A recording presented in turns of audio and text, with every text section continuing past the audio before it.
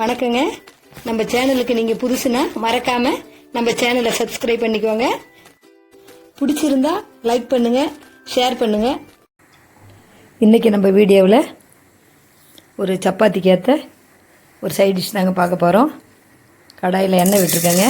1 teaspoon கடலைப்பருப்பு, 1/2 teaspoon சோம்பு போட்டு நல்லா பொரிக்கிட்டுங்க. கடலைப்பருப்பு கொஞ்சமாக நிறமாறவும் சோம்பும் நல்லா பொரிஞ்சிருங்க.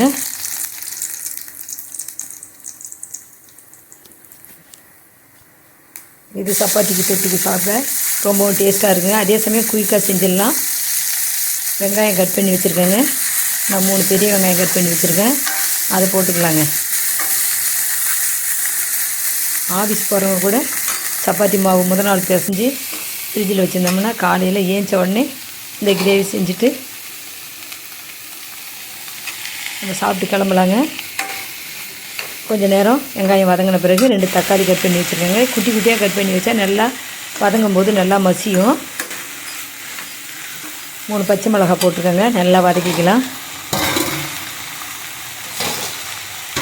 நல்லா தக்காளி மசிகிற அளவுக்கு நல்லா கொஞ்சம் நேரம் நல்லா வதங்கட்டுங்க.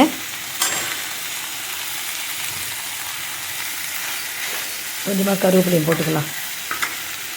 ரொம்பவே ஈஸிங்க இது. கொஞ்சமாக 1/2 டீஸ்பூன் அளவுக்கு இஞ்சி பூண்டு பேஸ்ட்டு போட்டுக்கலாங்க. காயில் வெங்காயம் தக்காளி இதெல்லாம் அரிஞ்சு நம்ம ரெடியாக வச்சுருந்தோம்னா குறைஞ்சது ஒரு 7 நிமிஷம் தாங்க. சப்பாத்திக்கு விட்டுட்டு சாப்பிட்ற ரொம்ப டேஸ்ட்டாக இருக்குங்க. 1/2 டீஸ்பூன் மஞ்சள்தூள், 1 டீஸ்பூன் கரம் மசாலா, 1 டீஸ்பூன் மிளகாய் தூளுங்க. காரத்துக்கு தகுந்த மாதிரி மிளகாய் தூள் போட்டுக்கலாங்க. போட்டு நல்லா எல்லாமே பச்சை வடை போகிற அளவுக்கு நல்லா வதக்கிக்கலாங்க. இதை வதக்கிட்டு தேவையான அளவுக்கு நம்ம கிரேவிக்கு தேவையான அளவுக்கு தண்ணி விட்டுக்கலாங்க.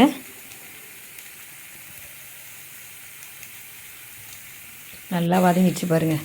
இப்போது நம்ம தேவையான அளவுக்கு தண்ணியை விட்டு ஒரு 5 நிமிஷம் கொதிச்சா போதுங்க. ஏன்னா எல்லாமே வதங்கிடுச்சு நல்லாவே. அதனால் ஒரு 5 நிமிஷம் கொதிச்சா போதும். உப்பு தேவையான அளவுக்கு போட்டுக்கலாங்க. போட்டு மூடி போட்டு ஒரு 5 நிமிஷம் கொதிக்கட்டுங்க. நம்ம அதுக்குள்ளே இந்த கிரேவிக்கு ஒரு டேபிள் ஸ்பூன் அளவுக்கு பொட்டுக்கடலை எடுத்து 1/2 டீஸ்பூனு சோம்பு எடுத்து மிக்ஸி ஜாரில் போட்டு நல்லா பவுட்ரு ஆக்கிக்கலாங்க. அந்த பவுட்ரு போடும்போது நல்லா கிரேவி நல்லா கெட்டியாகவும் இருக்கும், நல்லா டேஸ்ட்டாகவும் இருக்குங்க. அதை போட்டு நல்லா தண்ணி ஊற்றாமல் பவுட்ரு ஆக்கிக்கணுங்க.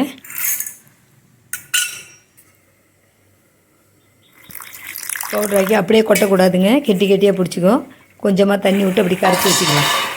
இப்போ பாருங்கள் நல்லாவே எல்லாமே நல்லா தக்காளி எல்லாம் மசிஞ்சு நல்லா வந்துச்சுங்க.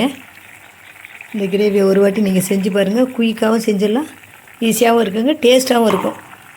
இப்போது நம்ம அரைச்சி வச்சதை ஊற்றிக்கலாங்க. அது உள்ள ஊற்றி ஒரே கொதி தாங்க, ரொம்ப நாளைக்கு கொதிக்கக்கூடாது. ஒரு கொதி வந்த உடனே அடுப்பை நம்ம ஆஃப் பண்ணிட வேண்டிதான்.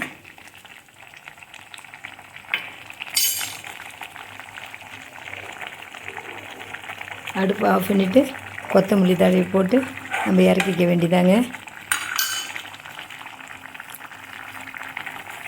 செய்கிறதுக்கு ரொம்ப ஈஸியான டிஷ்ஷாக இப்போ நான் சொல்லியிருக்கேன். இப்போ கொத்தமல்லி தடவி போட்டு நம்ம இறக்கிக்கலாம். அடுப்பை ஆஃப் பண்ணிவிடுங்க.